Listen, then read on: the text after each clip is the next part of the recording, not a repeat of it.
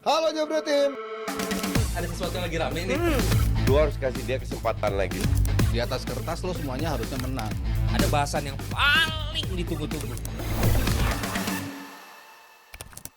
Happy Friday Jebret Team. Yes, hari ini Dewan Padit Indonesia edisi hari Jumat barengan sama Goda Zuf. Ada Bung Adiani, Yes, Rizal halo. Balevi dan juga Mas Aldi Bawazir. Hola, Let's go. hola. Mana jersey MU lo? Ya, kemarin udah. Masih berani nggak? Masih dong. Lawan City nih. Kita lihat nanti. Nah, soalnya kemarin Kita lihat nanti. enggak dong. Sekarang jawabannya lihat nanti semua fans Liverpool sekarang Udah kita nggak perlu begini, jawab. udah nggak mungkin kalah juga. Udah nggak bisa jawab gitu. Mana udah nggak mungkin kalah lu mana? Take it game by game Kelimun. sekarang. Game by game. Day by day. Ya, Game by game. Nggak bisa aja. ngomong gitu lagi. Iya. Beda. Berarti ada bagian gue dalam pendewasaan kalian. Iya, benar. Take Nggak, it game by kalaupun game. Biar- kalah kan juga kemarin nggak kenapa-kenapa. Bukan lagi Haaland yang ngomong stay humble. Di bawah Azir sekarang, stay humble, Siap.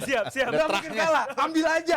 Tapi kita save dulu. Nanti kita bahas Liverpool Oke, ya. nanti bahas apa? Soalnya bahas hampir chemistry 10 dulu. poin tapi nggak jadi. Oh iya, Liverpool. Iya. Kita bahas nanti, kita bahas hasil Liga Champions dulu di Iya. mana ya tidak mengejutkan ya. Real Madrid lolos ke babak berikutnya di mana kemarin berhasil mengalahkan Manchester City dengan skor 3-1 termasuk Mbappe yang mencetak hat-trick keduanya di musim ini. Ngelihat Mbappe gimana Ya. Bung Adiani? Pembuktian, never in doubt. Kita nggak pernah meragukan kualitas Mbappe. Di sini juga kita udah sering ngobrolin tentang Mbappe dan Real yang kalau udah business end of the season menuju akhir persaingan akan ada step up dari para pemain kuncinya dan ini adalah level di mana Mbappe diwajibkan untuk bisa tampil impresif dan dia buktikan gitu kan. Dan juga bagi Pep Guardiola sebenarnya agak aneh karena pre-match dia sudah begitu down. Nampaknya frustrasi juga dengan news dari Erling Haaland yang tidak fit bahkan tidak ikut pre-match warm up dan ini membuat sepertinya di saat itu kita makin tahu bahwa ini akan menjadi malam di mana Real akan mendominasi. Ya. Gue rasa tepat banget bahkan di press conference bukan cuma ngomongin timnya dia sendiri, bahkan dia ngomongin Liverpool kan. Nyinggung-nyinggung Liverpool. Jadi Ngomong apa gue dia? rasa soal ini Liverpool pernah nggak 100 poin? Ini gitu. Padahal ditanya game buat persiapan lawan Madrid. Jadi ya kayaknya udah kena lah dia pikiran dia udah kemana-mana. Ibarat pengamat ditanya coach Indra Safri jawabnya STY gitu ya. Ouch. Iya. Ya, If itu I terjadi. speak, I will be in trouble. Itu terjadi lah kemanapun. Iya, Tapi iya. kalau ngomongin ke pertandingan kemarin, gue rasa nggak berlebihan kalau gue bilang itu game terbaik Mbappe selama berseragam di Madrid sih ya. Tadi lo nyinggung soal hat-trick, ini juga hat-trick keduanya di tahun 2025 gitu. Jadi dia baru mecahin hat-trick di bulan Januari waktu itu dan sekarang hat-trick keduanya langsung datang di game leg kedua lawan City. Dan menurut gue itu sama sekali nggak bisa dihindarkan bagi City.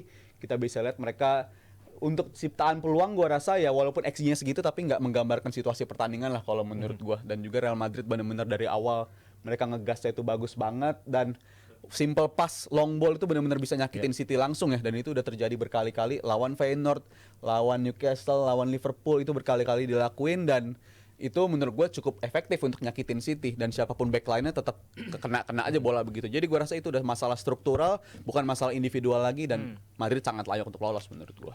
Dan juga kalau ngelihat permainan dari Real Madrid kemarin kan tapi lebih simple terus juga lebih membebaskan pemainnya untuk tampil lebih membawa bola segala macam. Itu Kenapa Madrid. gitu Mas Ali? Itu Madrid. berarti Ya kan gue cuma sedap gitu. Mantap sekali host kita ini luar biasa emang. berarti secara taktik lebih baik Ancelotti daripada Pep di pertandingan kemarin. Ya kalau lo berkaca pada skor, ya lebih baik dong. Cuman ya ini udah gue bisa lihat dari pekan kemarin waktu di English Version gue sama Adi bilang bahwa mentalitas yang akan dibawa oleh Madrid di leg kedua adalah mereka akan membiarkan City untuk bermain. Terbukti 52% penguasaan bola, 48% Madrid. Dan ibarat kelas, sekolah, ini anak-anak Badung yang belakang, yang berisik, yang tukang ganggu. Ya kan kalau di kelas kan yang belakang kan pada bandel-bandel kan. Membiarkan, lu fokus aja bertahan. Terus membiarkan 4 anak pinter, rajin, kreatif di depan itu untuk mengerjakan tugas mereka. Dan terbukti long ball, Asensio, men, ini anak masih muda loh. Iya. Dan kecebur lagi musim ini statusnya kecebur mainnya. kecebur, kan? Jadi main. lihat Tapi lo- gimana kalau lo bereaksi ketika kecebur itu kan yang Iya, membuat dia bisa itu menjadi dia. salah Itu satu loh. defender terbaik sekarang Terbaik. di usia sangat muda. Mudah banget kan Di? Berapa umurnya Di? 21 ya. 21 Jal. Abdul Qadir juga kejebur loh. Tapi Abdul Qadir Musanaf juga Bagus, kemarin. ada perkembangan Ada ya. perkembangan, Ada perkembangan. iya. Bisa disalahkan Iya. untuk misalnya first goal Yup, dia yup. menjadi pemain yang Yes. terlibat di sana juga. Tapi kan ketika dia harus juga berhadapan di sektor kanan dengan Vini ini juga Ya, satu siapa yang mau tantangan. jagain? Iya. Ya kan daripada Rico Lewis dengan dia kan. Nah, maksud gua adalah ini bukan soal bagus atau jeleknya Madrid. Bukan soal bagaimana ada perubahan taktik dari Madrid, Ancelotti kayak taktik atau missing taktik. No. Tapi yang gue pengen fokus adalah City datang dengan mentalitas yang udah tadi Adi bilang, udah gue liatnya kayak gue setuju sama Adi, ngeliat ada yang udah kayak mungkin gara-gara Haaland cedera, mungkin gara-gara ada pemain yang nggak bisa dimainkan, ini itu kelihatan banget City nggak datang dengan semangat bahwa hey 3-2 nih, anything can happen, let's do it. Itu nggak kelihatan dari kacamata gua gitu ya. Benar-benar apalagi gol cepat dari Mbappe. Gol cepat dari Mbappe Jal. Kenapa dan kok bisa pairing seperti Stones dan juga Diaz membiarkan pemain seperti Mbappe satu running behind sesantai itu, kedua nggak ada yang memanfaatkan atau mengamankan space yang segitu luasnya. Satu nggak megang bola, satu nggak megang space. Men, ini kan basic defender. Gue bukan coach license UFA atau AFC, no. Tapi gue bisa lihat bahwa dalam pairing defender harus ada megang ruang, harus ada megang orang. Ini dua-duanya enggak. Jadi buat gue adalah Madrid ke semalam benar-benar memanfaatkan satu itu jeleknya defendingnya City yang dari leg pertama udah kelihatan, dan dimanfaatkan kedua adalah speed, cuy. Ya. Kelihatan banget. Kena semua. City ini outspeed dari Madrid. Madrid hanya nyerang tadi berapa? 8 shot, 7 shot, Kurang lebih ya. kurang lebih kan. Benar-benar memanfaatkan momen bermomen yang benar-benar dikalahkan lewat speed. Jadi benar-benar dari belakang mereka bertahan aja yang bagus, memastikan nggak ada pemain yang tembus. Dan begitu menyeruak ke depan ke final third, benar-benar oke, kita manfaatin speed. Rodrigo, Vini dapat bola cepat langsung ke depan. Final third City Mbappe dapat bola, gocek dikit jadi. Itu yang benar-benar Ya, kalau berasa. katanya Rizal menyakiti Madrid, menyakiti City. Dan City kesulitan sekali untuk comeback dari Iya, situasi seperti dan itu. gue nambahin kalau kita ngomongin di musim ini City, gue bisa nyebutin kali berapa banyak gol yang kebobolan itu lewat sistem-sistem long ball kayak begitu.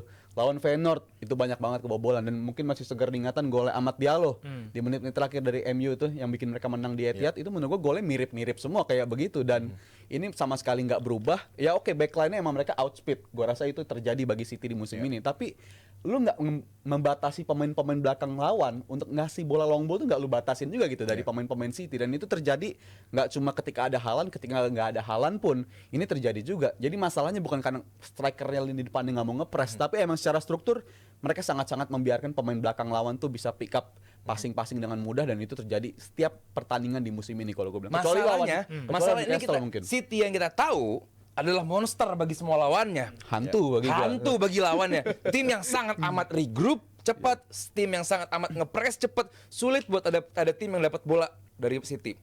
Begitu mereka kehilangan bola, mereka langsung ngepres. Dan di mana? Di midfield. Jadi bola bisa dapat ke layer paling belakang, itu sangat sulit bagi lawan. Nah, dalam beberapa pekan terakhir, dalam beberapa bulan terakhir, ini bukan lagi City yang kita kenal. Jadi makanya gue nggak begitu gue sangat yakin. Yes. That's why gue bilang gue nggak lihat City comeback di leg kedua. Tapi ya ini dia. Itu kan di hari game barengan sama Aston Villa Liverpool ya. Gue lebih selayaknya gue kecewa dengan pertandingan City Madrid di game week pertama. Gue juga kecewa banget sama pertandingan game week kedua atau leg kedua dari City Madrid. Dan ini juga ya soal City dan Madrid, kalau kita balik dari leg pertama pun udah ada gambaran tuh di mana secara kepelatihan Pep Guardiola bersama City, which is sudah 7 tahun 8 tahun, baru pertama kali dia namanya kena shots on target itu sebanyak itu, mecahin rekor dari leg pertama, dan itu berlanjut lagi di leg kedua. Dan untuk City sendiri gua rasa kan dari kemarin tuh ketika preview di hari Rabu gue sama Mas Aryo bilang mungkin aja City ngasih perlawanan karena faktor si Nico Gonzalez ketika lawan Newcastle bisa nawarin filter setidaknya, bisa nawarin filter di tengah, tapi itu nggak kelihatan lagi ketika lawan si Madrid, dan gua rasa Madrid selalu punya jawaban, dan that's why kalau di babak knockout kayak begini lu nggak akan bisa nyoret Madrid sama sekali. Betul. Dan juga mungkin satu personal yang sekarang sudah nyaman lagi ke tengah, Chouameni. Oh, yang tadinya harus Tchouaméni dan menjadi- Ceballos. Oh, itu dua. Ceballos yang sempat banyak orang meragukan, Ya. tapi nggak gua. Kualitas dari Dani Ceballos as a worker both ways dia Iya, bagus belajar banget. banyak di Arsenal dia. Exactly. Tchouaméni yang sekarang nyaman memberikan license untuk satu pemain yang juga menurut Thierry Henry juga harus diberikan kredit karena tampil baik juga, Rodrigo. Ya. Yang sempat juga terganggu performanya dengan masuknya Kylian Mbappe, butuh waktu juga untuk tiga pemain ini gel dan saling mengerti, Vini, Mbappe, Rodrigo, dan kalau sudah klik seperti ini menjadi trio yang begitu menakutkan. Dan bagi City, lo berdua kaget gak? Atau bertiga ya? Kaget gak? Oh, dia lagi lihat ini ya. PSG Liverpool. Live reaction. Live reaction. Live Tahan dulu, reaction. kita bahas. Dulu, tahan tahan. Oh iya, lupa. Udah gue bilang tadi kan. Iya, lupa. PSG itu bahaya. Kalau kalau lo berdua, lo bertiga ngelihat Iya. City di momen Itu ini, yang di penting. tahun ini, di season ini, di mana semua elite playersnya drop dalam satu kesempatan, ini di trigger oleh Rodrigo yang cedera, kemudian juga bagaimana Rodri, Rodri, bukan yes. Rodrigonya Real. Bukan Real. Ya, kemudian Kevin De Bruyne underperforming jauh dengan problem injury-nya. Ilkay Gundogan yang harusnya nggak di-resign lagi, Bernardo Silva yang dropnya juga Aging, sangat jauh. Ini menjadi keadaan yang mungkin Pep juga agak kaget karena semua key impact players-nya yang punya reputasi luar biasa semuanya drop dalam satu season yang mungkin nggak sesuai dengan harapan dari Pep dan para penggemar City terjadi gitu. Ya, gue udah pernah bilang waktu kita siaran berdua Iya. juga di bulan Desember, masalah umur sih kalau gue bilang. Walaupun waktu itu kita nggak sepakat. Iya, kalau lu bilang tua bisa jadi kualitas. Faktor pengalaman. Tapi Iya. kalau yang terjadi di City sekarang, Kehabisan napas. Kehabisan napas dan umur-umurnya itu emang udah untuk mempertahankan sistemnya Pep Guardiola dengan intensitas yang begitu tinggi ketika lagi off the ball. Ini pemain udah nggak bisa keep up menurut gua, dan itu terjadi ke squadnya sekarang dan terbukti dari tim-tim sebelumnya pun Pep Guardiola belum pernah ngalamin situasi kayak begini. Yang mana ada kurang lebih 10 sampai 11 pemain rata-rata usianya di atas usia 28 tahun, which is itu sesuatu yang sangat berat dan gak ada Rodri. Itu benar-benar icing on the cake lah, istilah puncak dari masalahnya itu ya jelas ketidakhadirannya Rodri. Benar-benar ngingetin gue sama keadaan ketika Liverpool nggak ada Van Dijk di musim itu. Gue pikir Secara dia kolektif, mau ngomong Liverpool di tahun 80. wah, terlalu 90 jauh. terakhir juara kan. Lawas Terus banget. ada regress juga tuh hampir sama juga gitu kayak City Selama sekarang itu gitu ya, kan. tapi waktu itu ya efeknya kayak begitu ketika hilang Van Dijk, pemain yang benar-benar krusial. Dan Van Dijk kan logikanya pemain belakang, seharusnya masalahnya di lini belakang doang, bukan ke lini depan. Tapi masalahnya satu tim belakangnya jadi gampang kebobolan, depannya jadi susah ngegolin, dan itu gue rasa terjadi juga ke City. Pemain Rodri-nya keluar, hilang, ngegolinnya cukup kesulitan dan bertahannya jauh lebih kesulitan lagi. Itu Iya. terjadi loh. Kalau tadi kita bahas soal lu inget Liverpool, lu bahas 80-an. Gue inget waktu Liverpool juga Kevin Keegan ngeganti Graham Souness ngegantiin Kevin Keegan. Itu pemain yang masih prime time udah disiapin gantinya. Nah, itu mungkin yang kelihatan dari Pep Guardiola sekarang bahwa mungkin dia terlalu nyaman dengan ini pemain Kevin Iya, De Bruyne iya. semuanya mesti prime-nya luar biasa. Mungkin dia lupa bahwa ini pemain sebentar lagi declining nih gitu. Jadi ya ini nampak sekali gitu. Walaupun gue juga ada menyalahkan strategi dari Pep Guardiola juga gitu karena ini bukan pure salah pemain doang. Ini ada salah dari pelatih juga, gimana lu membiarkan pemain lawan nggak cuma waktu lawan Madrid. Ini akhir pekan juga gue bakal lihat apakah hipotesa gue bener apa enggak bahwa mereka City ini benar-benar membiarkan lawan nyaman sekali. Pemain kayak Salah, pemain kayak Rodrigo, pemain kayak Vini, pemain kayak Saka itu kalau dibiarkan itu berbahaya sekali. Iya. Nah, apakah City bisa mengepres lawan seperti cara mereka dulu di mana mereka luar biasa kalau ngepres lawan, di mana mereka sangat amat efektif untuk mendapatkan bola kembali. Ini bakal menjadi kunci. Dan kalau sampai Liverpool menang lawan City, that's it. That's it. Tapi kan kalau tadi sempat disebut juga sama Rizal kalau City ini butuh rebuild ya. Yep. Dimana Yeah. di winter transfer kemarin kan tim dengan belanja terbesar kan juga Manchester City ya. Terutama di belakang Abdul Qadir Rusanov, Reis, segala macam, di depan juga ada Marmus. Ini kenapa sampai detik ini masih belum ngasih impact yang positif gitu? Karena lawannya Madrid. Satu itu, Kalau di league udah ada. Udah di impact. satu itu. Kedua, Nico Gonzalez, Marmush. instant impact nggak mungkin lah. Mereka bukan grade A player. Sebagus-bagusnya Marmush di Bundesliga ya tetap aja dia bukan grade A player. Yeah. Apalagi Abdul Qadir Rusanov. Siapa yang tahu dia kecuali Adiani sebelum dia datang ke City gitu kan. Jadi ya ini bagian dari rebuild. Dan didatangin juga Nico Gonzalez biarpun harganya mahal. Cuman kan itu nggak pernah jadi isu buat City saat dia track pemain bagus 60 juta buat dia ya. Easy Receh money lah. gitu, receh lah. Jadi buat gue ini memang bagian dari bagian dari rebuild dari City.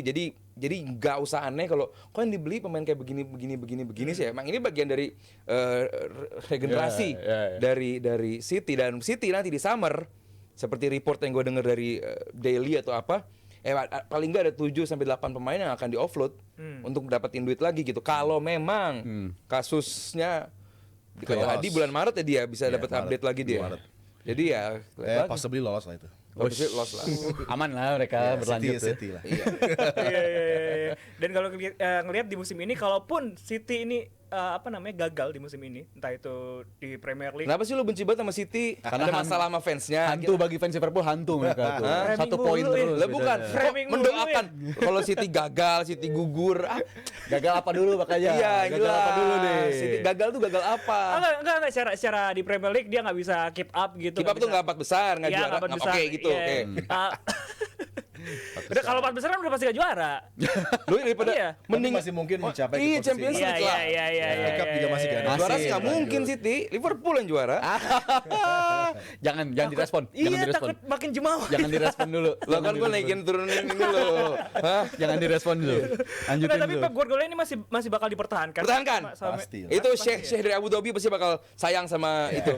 Jam-jam tangan baru, mobil baru bakal dikasih buat Guardiola dari Abu Dhabi. Kenapa menurut lo bakal dipertahankan? Ya karena istrinya ditinggalin. Ya, As simple as that. Thanks Adi. Money over your lady. Ini udah kalau di Kalau Brooklyn orang udah bros over host Kacau. nggak sekarang money over host. Ini udah. Kacau. Proses rebuild gitu buat Iya. Pep, dia dipercaya ini merupakan tugas yang nggak gampang, tapi dia punya tentunya nanti uang yang mungkin nggak ada batasnya gitu kan. Tapi kalau kita lihat dari rebuild yang sudah terjadi, tadi kita bicara 89-90 Liverpool juara, Sunes masuk, dia beli 6 pemain tapi nggak works dengan ideal gitu kan, dan kita lihat bagaimana transisinya untuk ya di dinasti lah, dinasti dari City yang ini end of the era, kemudian dinasti dari Telat Sir Alex sebenarnya dia. Ferguson.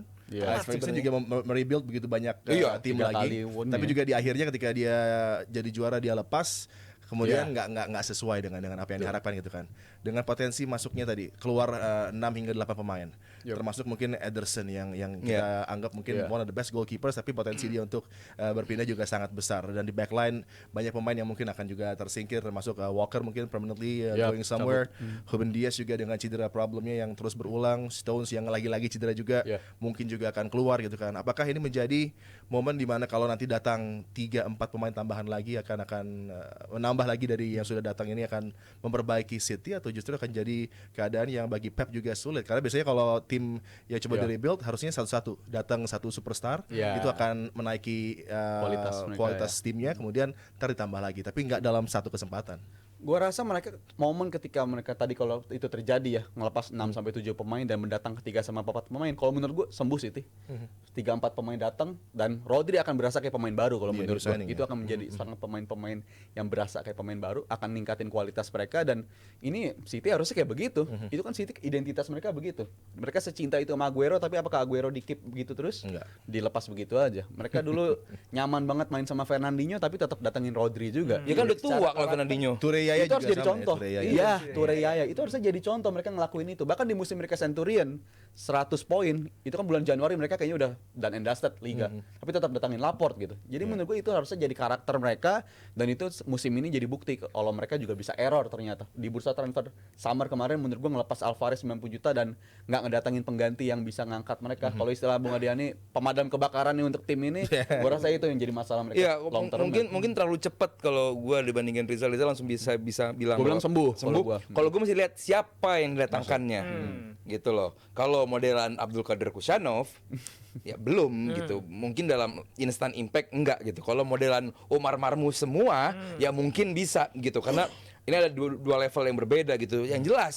Ini bakal, kalau lu udah kaget tadi di winter transfer segini transfernya City, ini summer ini nanti transfer City Makin gila-gilaan. makin gila-gilaan. Makin gila-gilaan. 200 ya udah gila. Iya, sekarang PSR lewat, apa lewat, udahlah. Yang penting Pep bahagia. City coba rebuild, Pep coba untuk menemukan lagi mojo-nya untuk bersemangat lagi membangun sebuah tim baru yang akan mengancam nanti klub-klub seperti Liverpool, Arsenal, dan juga tentunya tim-tim lain yang coba untuk bisa mengganggu konstelasi persaingan di papan atas. Real Madrid adalah Real Madrid di Champions League, sekarang mereka favorites lagi tentunya untuk bisa untuk bisa mengamankan titel di sana. Liverpool dalam kondisi yang mencoba mengganggu. Ini menarik. Champions League akan seru terus dan kita akan lanjutkan lagi perbincangan tentunya tentang Champions League, tentang Liverpool setelah satu ini. Yes, yang pasti buat Jebret Tim, jangan lupa juga buat nanti di akhir pekan nonton Jebret Talks bersama Papa Greg. Papa Bakal Greg. ada Papa Greg. Kita akan kembali sesaat lagi. Halo Jebret Tim. Ada sesuatu yang lagi rame nih. Lu harus kasih dia kesempatan lagi. Di atas kertas lo semuanya harusnya menang. Ada bahasan yang paling ditunggu-tunggu.